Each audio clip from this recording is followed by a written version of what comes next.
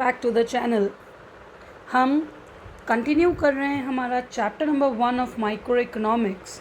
ये हमारा पार्ट 3 है जिसमें हम प्रोडक्शन पॉसिबिलिटी फ्रंटियर या जिसको हम प्रोडक्शन पॉसिबिलिटी कर्व बोलते हैं वो देखेंगे। पिछले दोनों पार्ट्स अगर आपने नहीं देखे हैं तो प्लीज़ उसको देख लीजिए, फिर इसको देखेंगे आप तो आपको और ज़्यादा अच्छे से समझ में आएगा। इसका लिंक हमने डिस्क्रिप्शन बॉक्स में दे दिया है, आप प्लीज़ उसको देख सकते हैं। तो चलिए आगे चलते हैं बिना किसी टाइम वेस्ट के। हमने सेंट्रल प्रॉब्लम्स ऑफ इकोनॉमी तक देख लिया है। Now let's talk about opportunity cost, a very very very very very important concept, opportunity cost.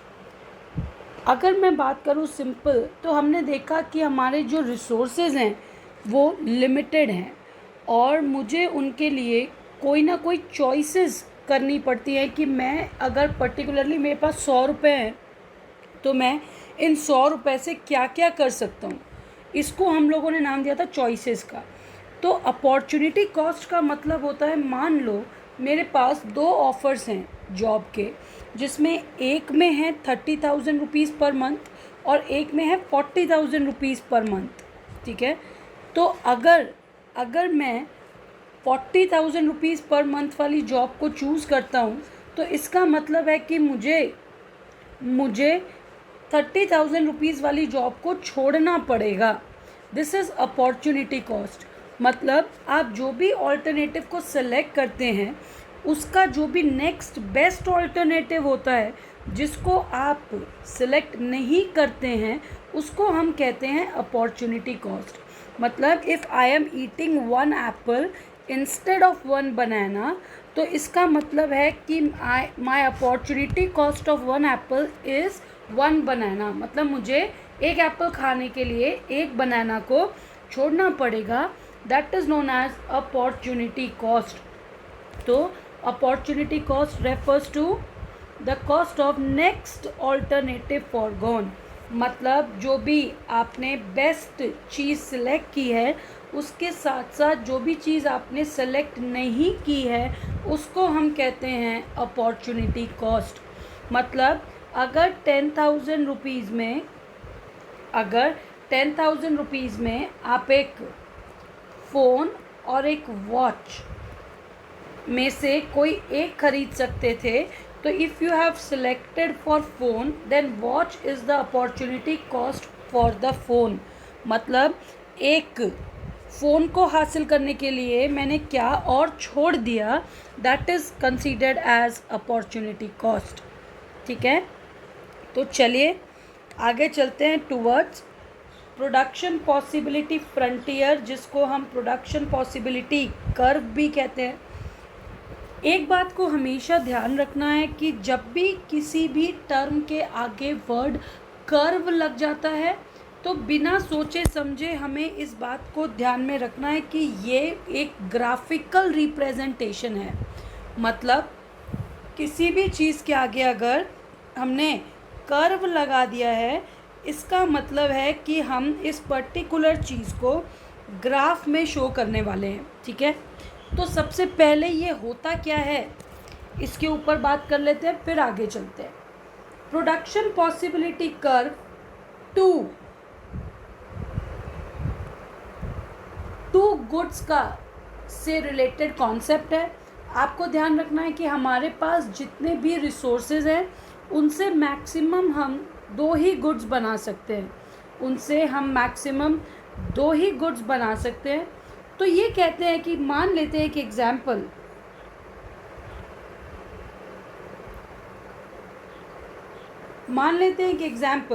मेरे पास 100 kg ऑफ व्हीट फ्लावर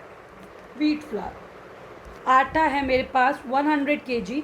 तो मैं इससे 2 ही चीज़ें बना सकता हूँ, या तो मैं इससे ब्रेड बना सकता हूँ या तो मैं इससे केक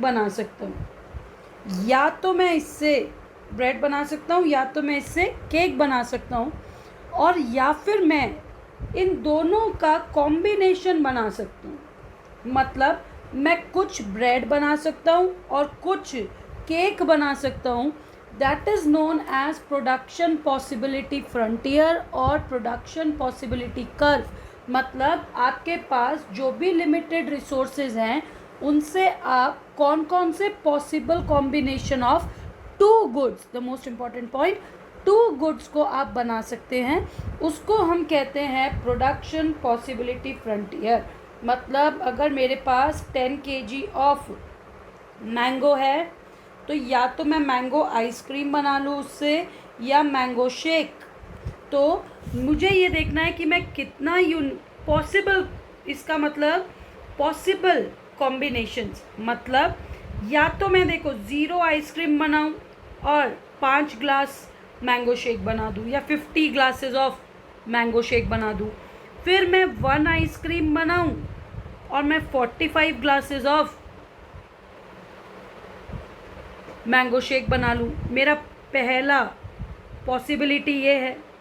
दूसरी है कि मैं 1 glass of 45 glass of shake बनाऊं और 1 ग्लास ऑफ आइसक्रीम बनाऊं, फिर मैं 2 आइसक्रीम्स बनाऊं और 40 शेक्स बनाऊं।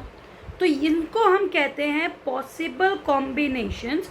पॉसिबल कॉम्बिनेशंस जो हमारे लिमिटेड रिसोर्सेज से हम लोग बना सकते हैं, that is considered as production possibility frontier और प्रोडक्शन पॉसिबिलिटी कर्व। ठीक है, मतलब मेरे पास जितना भी रिसोर्स है उससे मैं 2 गुड्स के कौन कौन से पॉसिबल कॉम्बिनेशंस को बना सकता हूँ, उसको हम कहते हैं प्रोडक्शन पॉसिबिलिटी फ्रंटियर। तो इसकी डेफिनेशन कैसे याद करेंगे हम लोग? PPF refers to graphical representation. क्यों है ग्राफिकल रिप्रेजेंटेशन? क्योंकि ये कर्व है। ठीक है, of possible combinations of 2 goods. याद रखना है कि इन रिसोर्सेज में हमारे पास एक बेसिक अजम्पशन है कि हम केवल 2 ही गुड्स बना सकते हैं, of 2 goods that can be produced with given resources and technology. मेरे पास जितने भी रिसोर्सेज और टेक्नोलॉजीज़ हैं उसमें मैं केवल 2 गुड्स बना सकता हूँ। और मेरे पास कौन कौन से पॉसिबल कॉम्बिनेशंस हैं? मतलब मैं 0 कमोडिटी ऑफ ए बनाऊँ और 5 कमोडिटीज़ ऑफ बी बनाऊँ, मैं 1 कमोडिटी ऑफ ए बनाऊँ, मैं 3 कमोडिटीज़ ऑफ बी बनाऊँ, मैं 2 कमोडिटीज़ ऑफ ए बनाऊँ और 0 कमोडिटीज़ ऑफ बी बनाऊँ। तो ये है मेरी पॉसिबल कॉम्बिनेशंस। मतलब मेरे पास जितना भी रिसोर्सेज है उसमें या तो ये बन सकता है, या तो ये बन सकता है और या तो ये बन सकता है। लेकिन ये याद रखना है कि इसमें हम अपने सारे रिसोर्सेज को फुल्ली यूटिलाइज कर रहे हैं।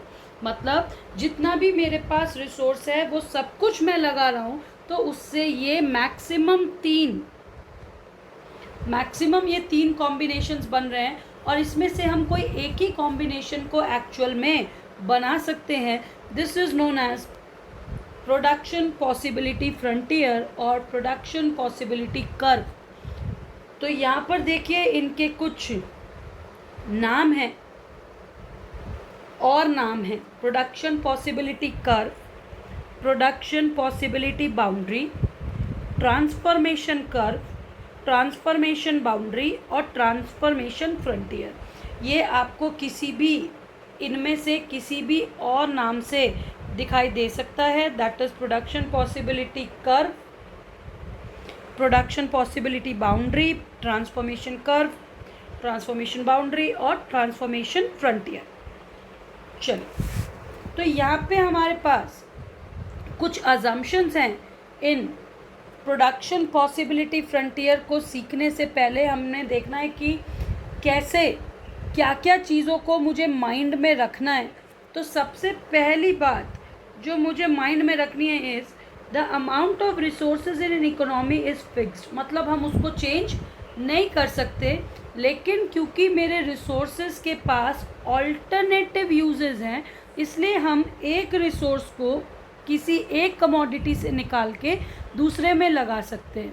जैसे मैंने आपसे बताया कि मुझे ब्रेड और केक बनाना है, तो मैं कुछ ब्रेड से आटा हटा के उसको केक में यूज़ कर सकता हूँ। With the help of given resources only 2 goods can be produced, हम केवल 2 ही गुड्स यहाँ पर बना सकते हैं।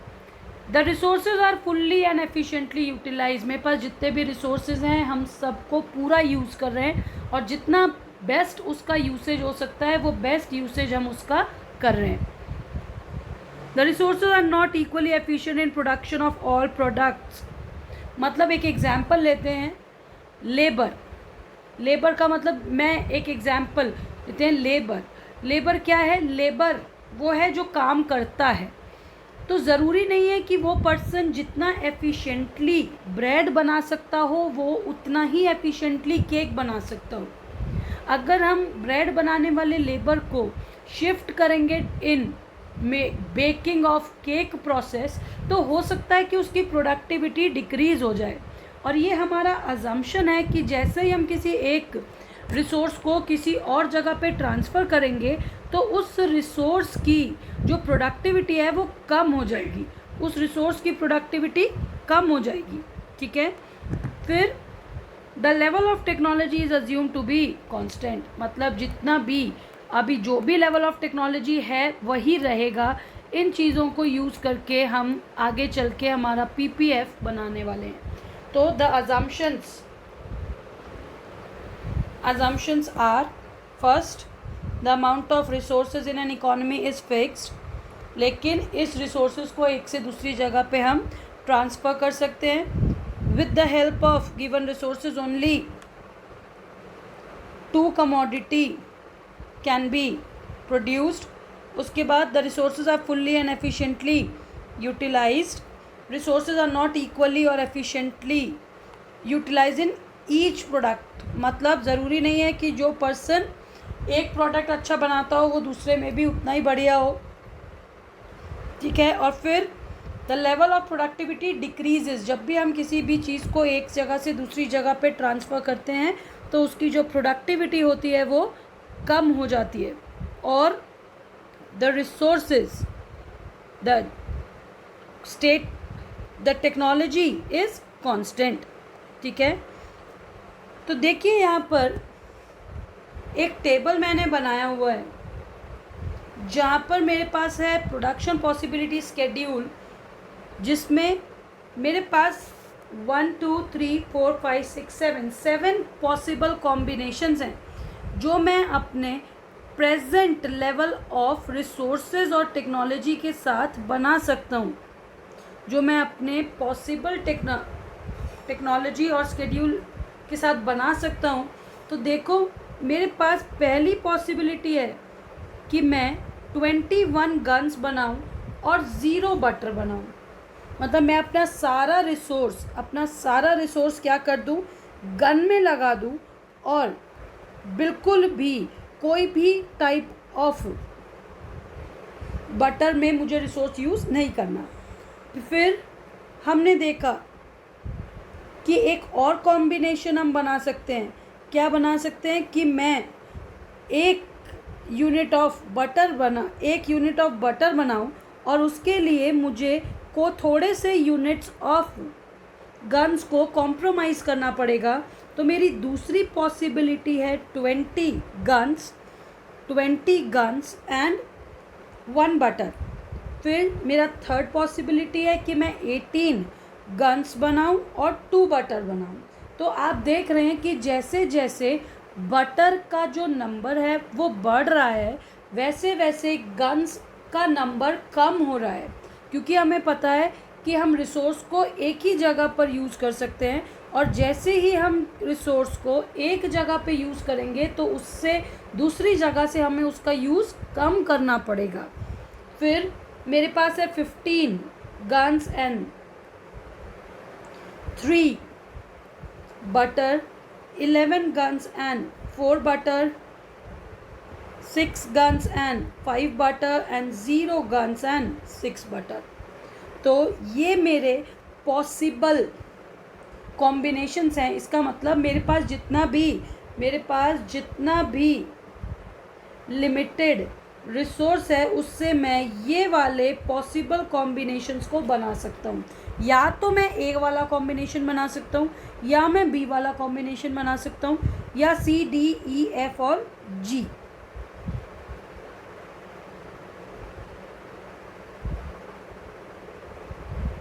ठीक है, तो चलिए अब एक बहुत important concept, marginal opportunity cost. दोस्त, हम यहाँ पर माइक्रो इकोनॉमिक्स पढ़ रहे हैं और माइक्रो इकोनॉमिक्स में हमने बार बार देखा है कि हम सिंगल चीज़ों की या इंडिविजुअल चीज़ों की बात करते हैं, तो यहाँ पर मार्जिनल का मतलब भी होता है वन। मार्जिनल का भी मतलब होता है वन। अगर आप देखें तो अगर मैं देखूं कि मुझे कितने यूनिट्स कॉम्प्रोमाइज़ करने पड़े to gain 1 unit of other commodity.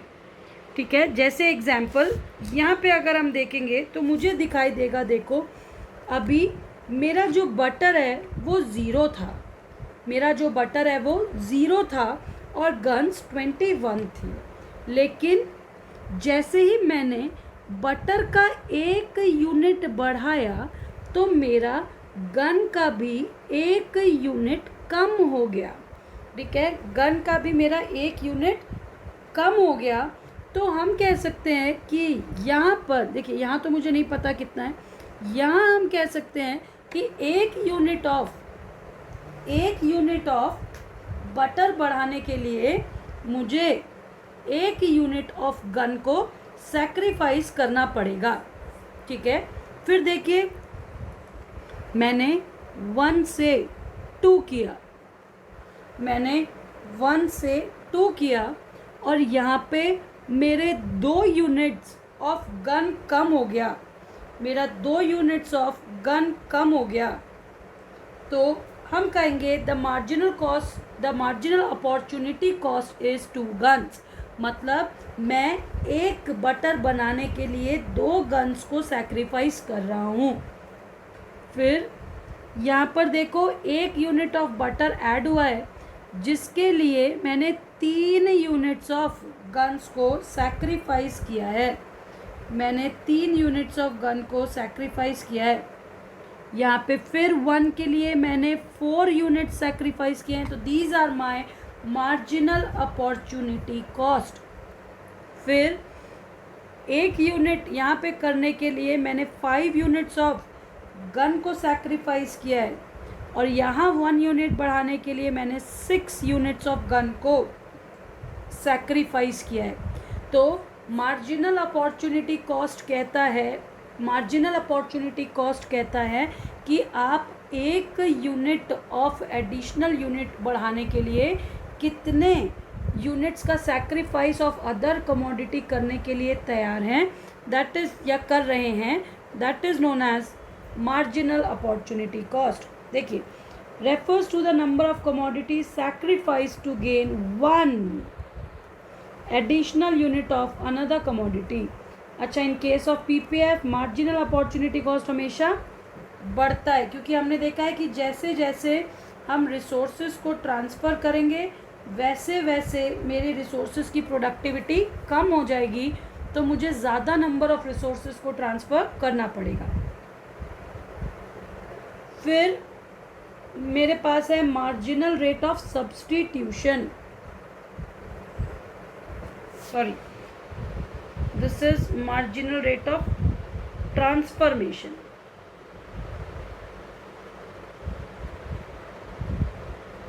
This is marginal rate of transformation. Marginal rate of transformation क्या है बेटा? Ratio of number of units है, वो मार्जिनल अपॉर्चुनिटी कॉस्ट के जैसा ही, लेकिन मार्जिनल अपॉर्चुनिटी कॉस्ट नंबर्स में आता है, जबकि मार्जिनल रेट ऑफ ट्रांसफॉर्मेशन आपका रेशियो में आता है। मतलब एक यूनिट का प्रोडक्शन करने के लिए मुझे कितने यूनिट्स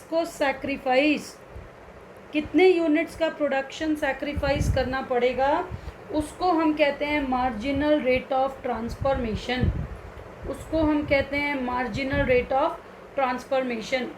तो यहाँ पर देखो, मुझे एक बटर बनाने के लिए 1 गन सैक्रिफाइस करना पड़ रहा है, ठीक है। तो this is units sacrificed upon units gained. मैं कितने यूनिट्स को सैक्रिफाइस कर रहा हूँ कितने यूनिट्स को गेन करने के लिए। तो this is marginal rate of transformation, मतलब मुझे एक यूनिट बनाने के लिए दूसरे यूनिट्स के कितने सैक्रिफाइस करने पड़ेंगे, that is known as marginal rate of transformation. तो आइए ज़रा देखते हैं, यहाँ पे मेरे पास एक टेबल बनी हुई है जिसमें कुछ पॉसिबिलिटीज़ हैं मेरे सामने। यहाँ पर तो कुछ है नहीं क्योंकि मुझे नहीं पता कि कितने को सैक्रिफाइस करके ये लाया गया है।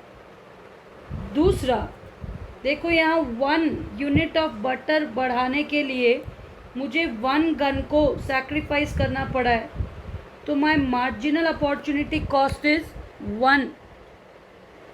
मार्जिनल अपॉर्चुनिटी कॉस्ट इज़ 1,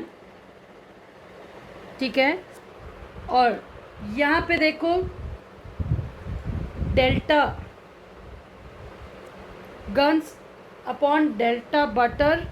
तो डेल्टा का मतलब होता है चेंज, डेल्टा का मतलब होता है चेंज। चेंज का क्या मतलब है, कितना। तो यहाँ पर हम देख रहे हैं कि 1 यूनिट डेल्टा, इसको हम कहते हैं delta S upon delta G, that is units sacrificed और यूनिट्स गेन्ड। तो यहाँ पे आएगा 1 गन इज़ टू 1 बटर। हमने ये चीज़ लिखा भी था कि यहाँ पर रेशियो में आएगा, ये यहाँ पर रेशियो में आएगा, ठीक है। तो यहाँ पर 2 है मेरा मार्जिनल कॉस्ट, तो इसको हम लिखेंगे 2 गन सैक्रिफाइस करनी पड़ेगी मुझे 1 बटर के लिए। This is 2G is to 1B। यहाँ पे मुझे 3 सैक्रिफाइस करना पड़ रहा है, that is 3G is to 1B। यहाँ पे 4, that is 4G is equals to 1B। यहाँ 5, तो that is 5G is equals is to 1B। और यहाँ पे 6G इज़ टू 1B। तो marginal opportunity cost will always be in numbers, whereas marginal rate of transformation will always be in ratio। वो हमेशा ratio में आएगा, ठीक है, ये हमेशा रेशियो में आएगा। तो ये हो गया हमारा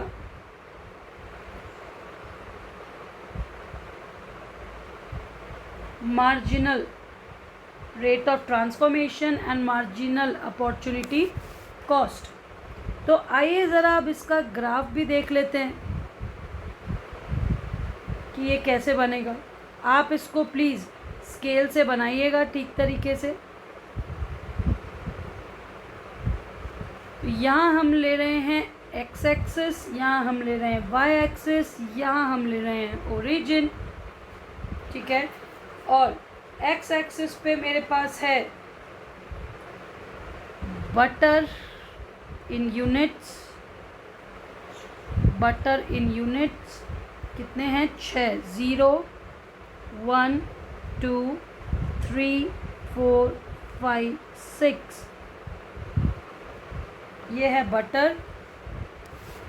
और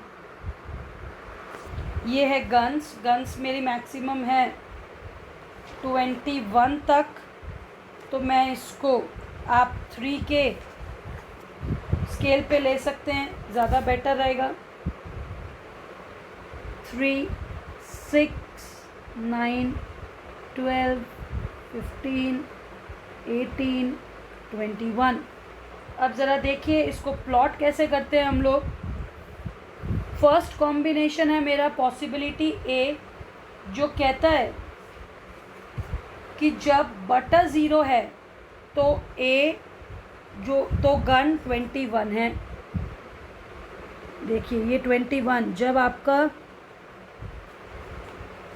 बटर 0 है तो गन 21 है। जब आपका बटर 1 है तो आपका गन 20 है, जब आपका बटर 2 है, तो आपका गन 18 है। जब आपका बटर 3 है तो ये 15 है। जब 4 है तो 11 है। जब 5 है तो 6 है, और जब 6 है तो ये 0 है। देखिए हमने कुछ नहीं किया, सिर्फ उसकी प्लॉटिंग की है। और ये हमारी पॉसिबल जो कॉम्बिनेशंस हमने बनाए हैं वो हैं, that is A, B, C, D, E, F और G। A कॉम्बिनेशन में मेरे पास 21 गन्स और 0 बटर हैं। B में मेरे पास 1 बटर। तो देखिए जब हम इसको जॉइन करेंगे, आप इसको थोड़ा सा और बेटर ढंग से मिलाएंगे। मेरे पास अभी यहाँ पे स्केल नहीं है इसलिए ऐसा हो रहा है। ये हम इसको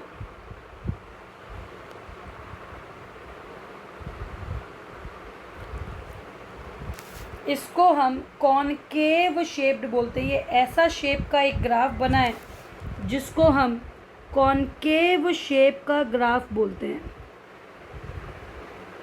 जिसको हम कॉनकेव शेप का ग्राफ बोलते हैं। तो PPF is always concave shaped, ठीक है। और ऐसा क्यों होता है, आप ध्यान से देखेंगे तो आपको दिखाई देगा कि आपका जो MRT है, that is marginal rate of transformation, वो हर यूनिट के बाद बढ़ रहा है। मतलब पहला में 1 था सैक्रिफाइस, फिर 2 यूनिट सैक्रिफाइस करने पड़े, फिर 3 यूनिट सैक्रिफाइस करने पड़े, फिर 4, फिर 5, फिर 6। तो हम हमेशा कहते हैं कि this is concave shaped, this is concave shaped. Why? Because MRT keeps on increasing.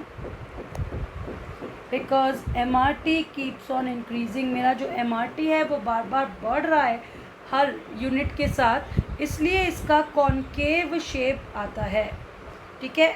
हम देखेंगे आगे भी कि ऐसा भी कोई पॉसिबिलिटी है क्या कि ये कॉन्वेक्स शेप का हो जाए या स्ट्रेट लाइन हो जाए। तो ये हम दूसरे पार्ट्स में कवर करेंगे। आप प्लीज़ मुझे कमेंट में बताइए कि आपको चीज़ें समझ में आ रही हैं। Is there anything which we can improve, और इज़ देयर एनीथिंग एक्स्ट्रा जो आप चाहते हैं कि मैं आपके साथ शेयर करूं या आपके साथ बनाऊं इसके साथ में। तो आज हम इस पार्ट को यहीं तक रखेंगे। अगर आप चैनल पर नए हैं और आपने अभी तक इसको सब्सक्राइब नहीं किया है तो please subscribe the channel, like, share and comment. ज़्यादा से ज़्यादा बच्चों तक इस वीडियो को पहुंचाइए and please help us to grow. Thank you, bye bye.